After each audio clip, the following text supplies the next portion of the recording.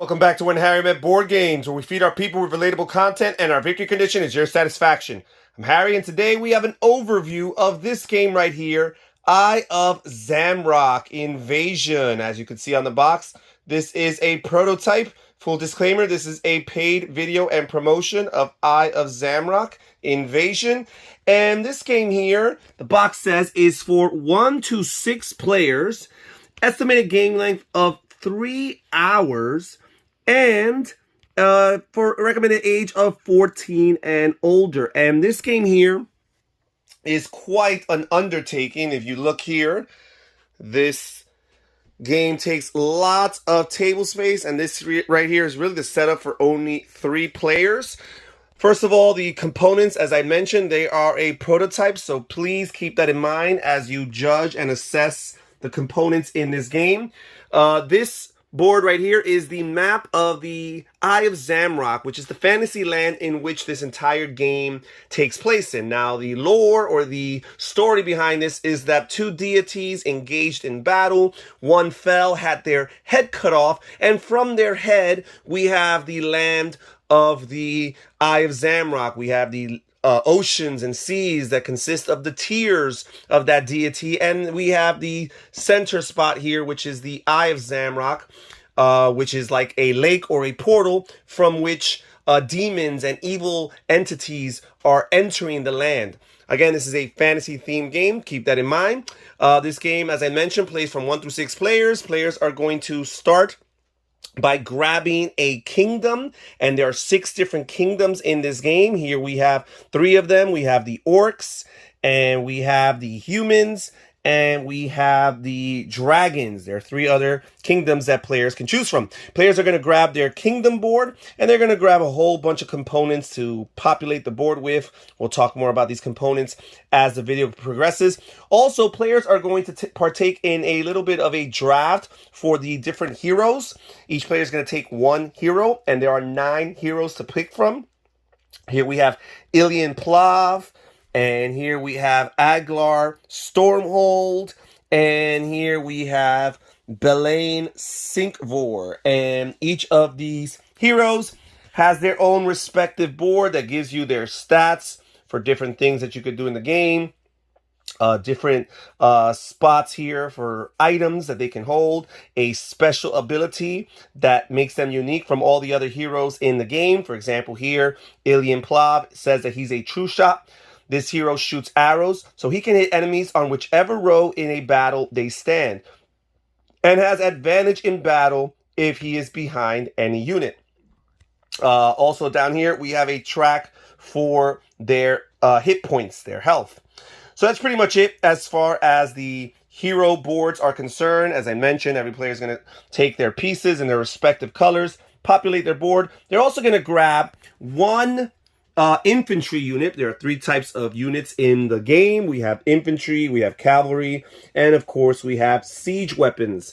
They're going to take 1 of their infantry units. They're also going to take a piece referred to as an emissary, and they're going to take a castle. They're also going to get the miniature for their particular hero, and they're going to place it in their kingdom's territory here. And that's the land that they are trying to defend from the onslaught and invasion of all these demons and evil beings that are going to come and attack throughout the course of the game. We're going to populate certain things here. The demon track here according to the player count. We also populate the market over here with different resources and crystals. Over here on the left side, we have the kingdom influence track, and that's a very important track that players want to keep in mind as they progress throughout the course of the game. And then here we have the round track, and although it only goes from 1 through 10, the game actually can go all the way up to 22 rounds, and I'll talk more about that in just a bit. We also have a ton of different cards that we are going to shuffle, and we also have a bunch of resources depicted with these nice little 3-dimensional components here. We also have the coins here, which are a currency that you use throughout the course of the game, not to mention the Eye of Zamrock medals. And these are very important because these are really the heart of the game. They're the goal of the game. The goal of the game is before the 22nd round, at least one player has to complete the 3rd level of their crystal tower. And if none of the players are able to accomplish this objective and complete each 3 levels of their crystal tower after 22 rounds, then the game is over and all players have lost the game. However, if at least one player can do it before, then players will have successfully fended the forces of evil. And because of that, the game will end successfully. However, we're going to look at all the players who have a certain amount of Eye of Zamrock coins, and they're going to partake in one final tournament in order to potentially earn more Eye of Zamrock coins. So the goal of the game is to be the player who has the most Eye of Zamrock coins.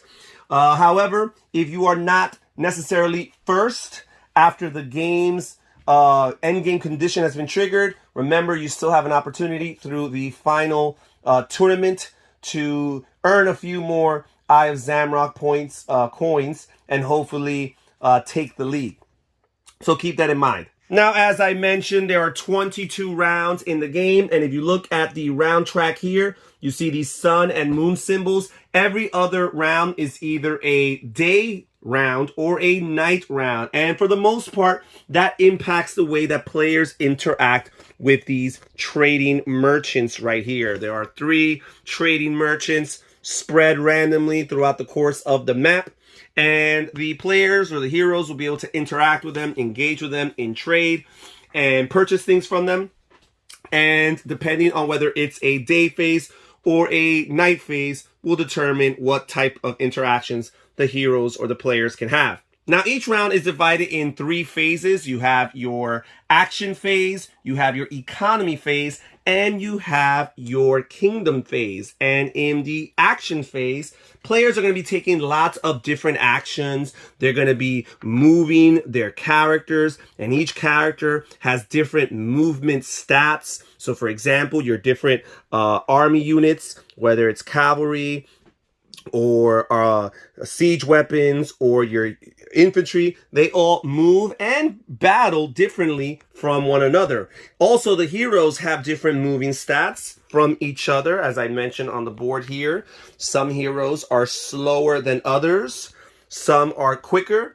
So that's something to keep in mind. Now, when a player interrupts their movement in order to take an action, they will not be able to continue or resume their movement. So that's something to keep in mind. However, if they take an action before their movement, then they'll be able to take their movement in full. And players are going to be doing lots of different actions. In particular, they're going to be doing the actions that are found here on the upper right corner of their board. They're going to be doing lots of battling.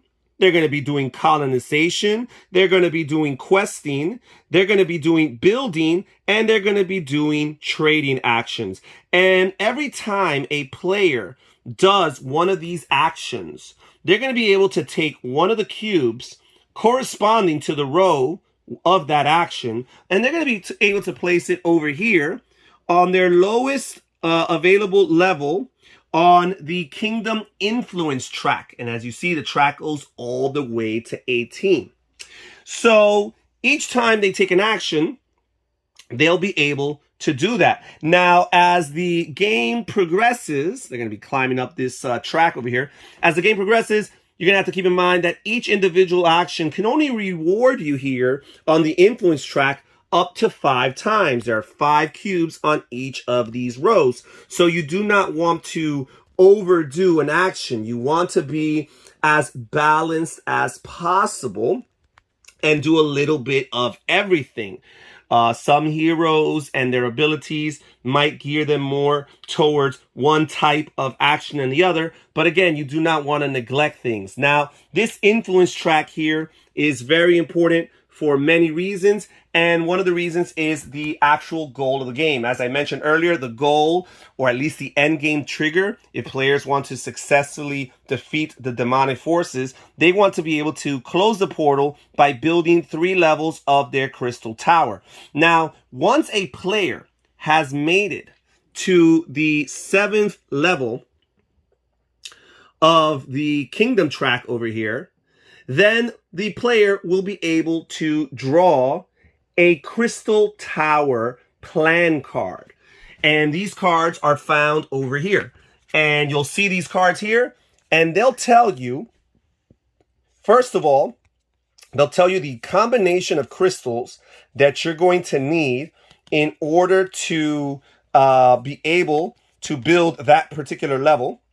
And it gives you another ability, speed up all world magic cooldown for 2 turns. This game has world magic cards that have a cooldown period. When they're used, this would allow players to speed up that cooldown period. But in particular, this player is going to need to acquire 2 green crystals and place them here in order to do so. Now, in order to build a crystal tower, you're also going to need some building resources and some money in order to accomplish that. But the point is that you cannot build your first crystal tower, even if you have all the other resources, until you acquire these 2 crystals. Moreover, you cannot acquire crystals until you have your crystal tower planning card. So you cannot acquire crystals in anticipation of whatever you might draw. You actually have to have that knowledge. And as players continue to take these actions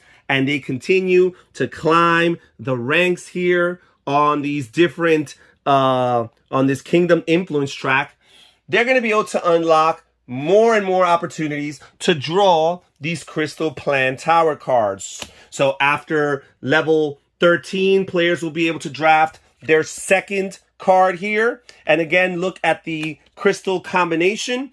After they have gotten all the way to the top, level 18, then they're going to be able to get their third Crystal Tower plan card. And then they'll be set for that final phase of the game in order to accomplish their objectives. Now, throughout the course of the game, one of the very important actions that players are going to be doing or taking is they're going to be building buildings. That's one of these actions right here. And in order to build a building, you're going to have to pay each of the different building resources. There are 6 different resources in this game. There are 3 consumable, mana, food, and beer. And there are 3 building resources, wood, stone, and metal.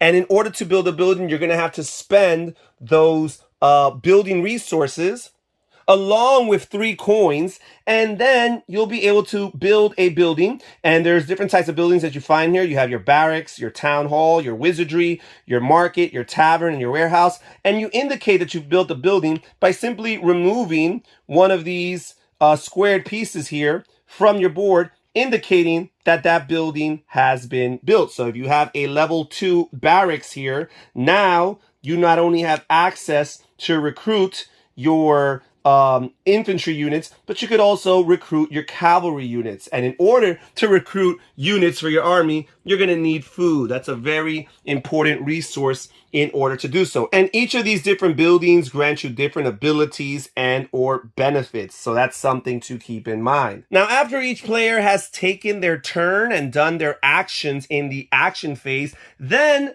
the bad guys, the forces of evil, will have their opportunity to act. And demons will always spawn from this center space on the map, the Eye of Zamrock. And as the game progresses, they're going to be moving through these different pathways that are traced by these color-coded arrows. And you're going to be rolling the color die at the end of each turn to determine which colors these demons will move through. And as they progress and they make it closer to a player's kingdom, that is a very dangerous situation. But throughout the course of the game, you're going to be moving your units across the map. And whenever you and a bad guy share the same space, that is going to trigger a battle. Now, after the action phase is done, the players will participate in the economy phase, where players are going to gain resources from their sites. Each player starts with one site that basically produces one type of these 6 resources that you're going to be using throughout the course of this game. And that's basically their resource. That means that whenever a player acquires a resource that belongs to another player, instead of paying the money to the bank for buying that resource, they actually pay it to the player who owns that resource. Now, if a resource is not owned by any players, then that money would go to the bank. Now, as the game progresses, players are going to acquire more sites, which means additional potential for resources that they could naturally produce. The cap for the amount of sites that a player can build is 3. So they can have 2 more additional sites, which means 2 more additional resources that they naturally produce. So again, players are going to be able to produce the resources from their sites. They're also going to be able to purchase resources either from the bank or from the other kingdoms, depending on who owns those resources. And players will be able to buy crystals during this economy phase. And this row right here indicates the value of the different crystals. You would populate all of these columns here with crystals depending on the player count. And as the game progresses, you're going to purchase the crystals earlier on in the game. They are going to have lower values, but later on in the game, they're going to have higher values and they're going to be much more costly. So that's something to keep in mind. And then once the economy phase is done, we move on to the kingdom phase. Now, the first thing to keep in mind is that at the beginning of the kingdom phase, if a player finds that their hero is at the castle, their castle's location, their castle territory, that hero is going to be able to heal some hit points. They're going to be able to recover some of their hit points according to the level of their tavern. So you see here that a level 1 tavern allows them to heal 2 hit points. So they would be able to recover some of the life that might have been lost in that round or previous round. But again, they're going to have to start their kingdom phase in the castle in order to capitalize. If you want to really optimize that ability, then you should focus on building your tavern, because the higher level taverns allow you to heal or recover additional hit points. Now, after a player has decided whether or not they want to or are eligible to heal their heroes, then the players are going to do one of 3 actions. They're either going to quest,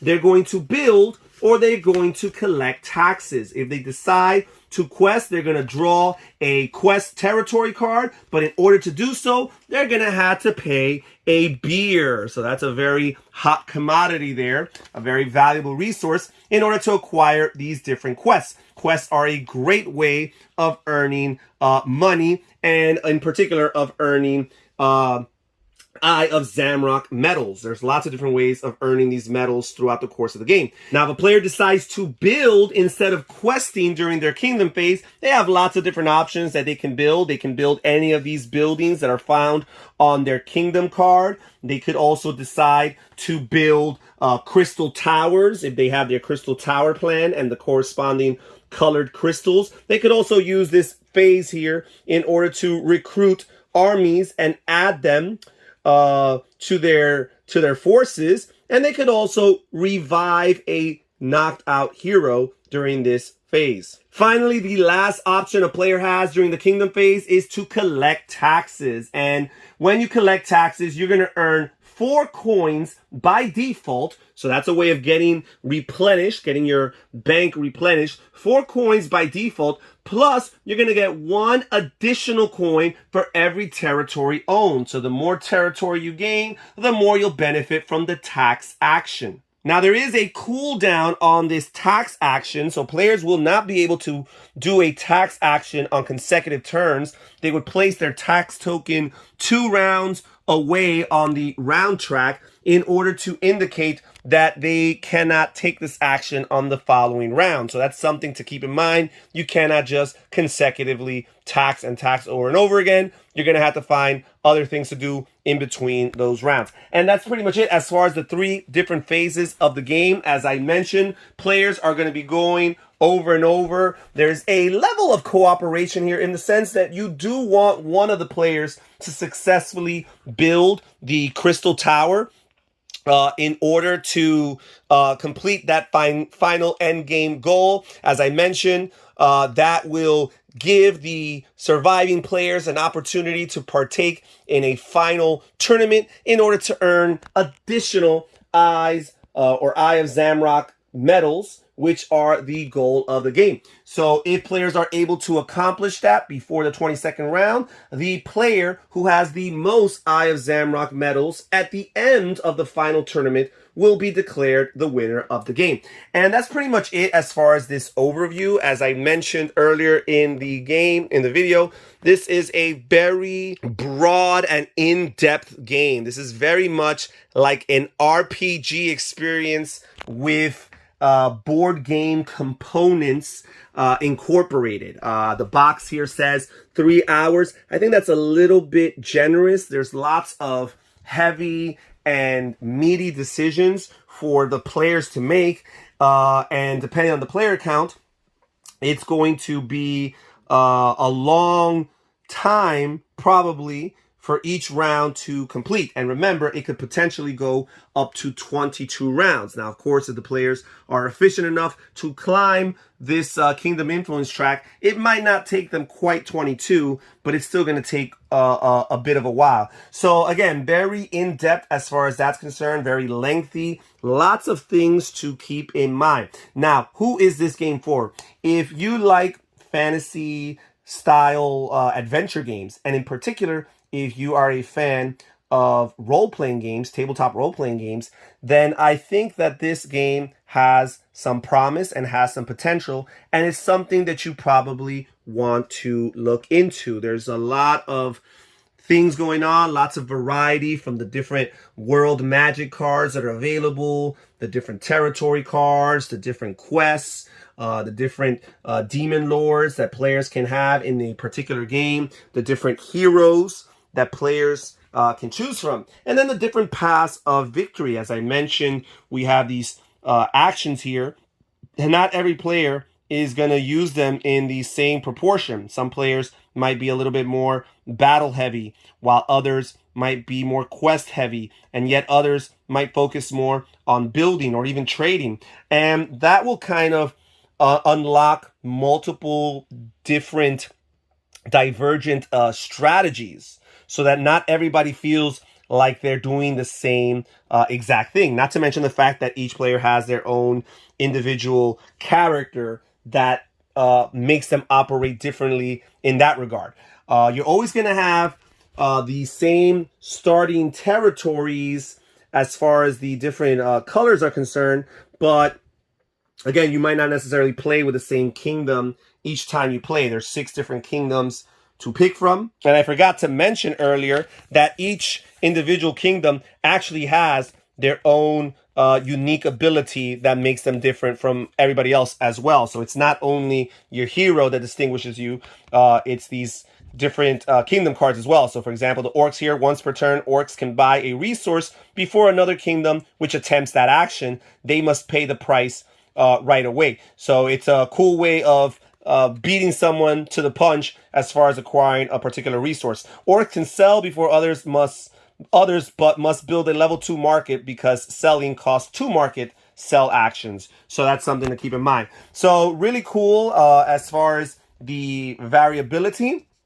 between the different kingdoms and the different heroes and all the other content that you find in this game. So again, if you like tabletop role-playing games, if you like the idea of lots of variety and adventure and storytelling, also, if you do not mind lengthy games, because this is a long game, and games that are very in-depth as far as lots of rules to keep track of, if you do not mind the learning process of actually learning and understanding the game, then this is a game that you might want to look into. And that's it for today's video. Thank you so much for joining us here at When Harry Met Board Games. This is Harry saying take care, everybody. Stay safe, stay healthy, and have fun gaming. Bye-bye.